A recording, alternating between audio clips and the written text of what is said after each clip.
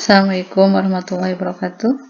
Kita mulai perkuliahan online kita dengan sama-sama mengucapkan basmalah. Minggu kemarin kita sudah membahas tentang fungsi naik, fungsi turun.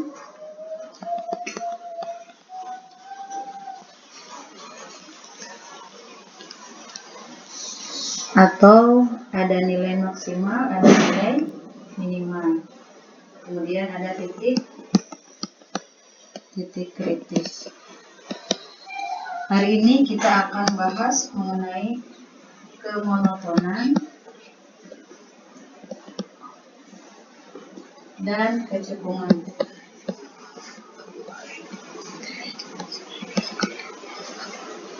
Oke. Kalau di dalam kurva itu ada gelombang misalkan gini ya, dia di sini ada puncaknya, berarti nilai maksimal. Ini ada paling rendah, itu berarti nilai minimal.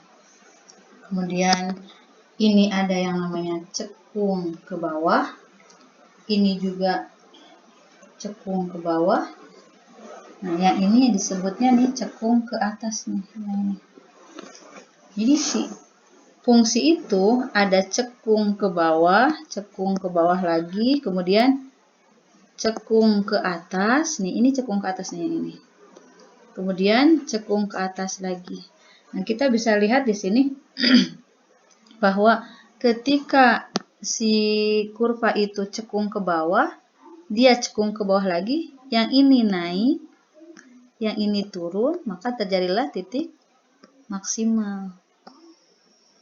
Nah, sedangkan ketika si kurva itu cekung ke atas lagi, tetapi yang satu turun, yang satu naik, maka di sini terjadi nilai minimal. Nah, untuk yang cekung ke atas maupun cekung ke bawah maupun cekung ke atas, kalau dia naik disebutnya fungsi naik. Untuk cekung ke bawah maupun cekung ke atas tapi dia turun arahnya disebutnya fungsi turun. Jadi fungsi naik, fungsi turun akan berkaitan erat dengan kecekungan. Apa itu monoton? Monoton itu seperti ini nih. Dia habis turun, kan di sini cekungnya ke bawah kan? Turun. Ini turun lagi tapi cekungnya berubah. Tadinya cekung ke bawah, ini cekung ke atas, tapi sama-sama turun. Ini disebutnya monoton turun. Karena dia berubah kecekungan tapi tetap turun. Atau misalkan ada yang ini, kalau kita teruskan lagi nih si kurvanya, dia naik lagi ya. Naik lagi tapi berubah kecekungan. Ini cekung ke atas, lanjut lagi cekung ke atas. Cuman yang pertama ini dia naik, cekungnya cekung ke atas naik, kemudian cekungnya ke bawah naik lagi, maka disebut monoton naik. Ini monoton naik. Ini monoton naik. Monoton naik. Nah, yang ini disebutnya monoton turun. Nah, ini yang akan kita bahas. Tanpa menggambar kurvanya dulu, tapi dari penggunaan turunan, kita bisa menentukan di mana si fungsi itu cekung ke atas, cekung ke bawah, monoton naik, monoton turun, di mana titik tercapainya maksimal, juga minimal.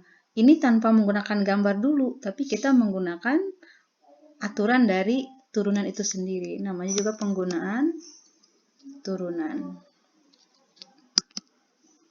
Turunannya, karena kita sudah kecekungan dan kemonotonan, ini menggunakan turunan kedua. Kalau maksimal dan minimal, kemarin cukup turunan pertama saja. Masih ingat nggak? Maksimal itu dicapai pada saat apa? Maksimal itu dicapai ketika FC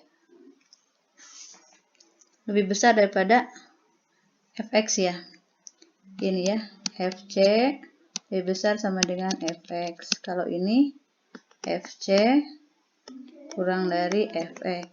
Dan nilai maksimal itu terjadi pada titik kritis. Ingat ya, kemarin kritis itu ada 3. Ujung selang, stasioner, dan singular. Ya.